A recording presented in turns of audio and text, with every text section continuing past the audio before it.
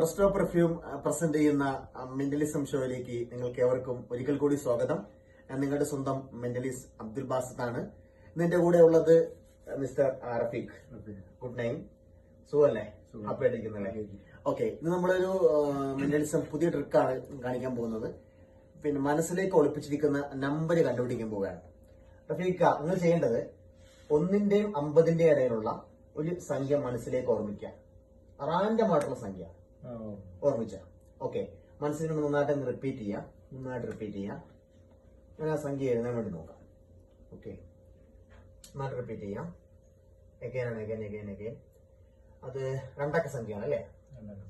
Okay, again repeat.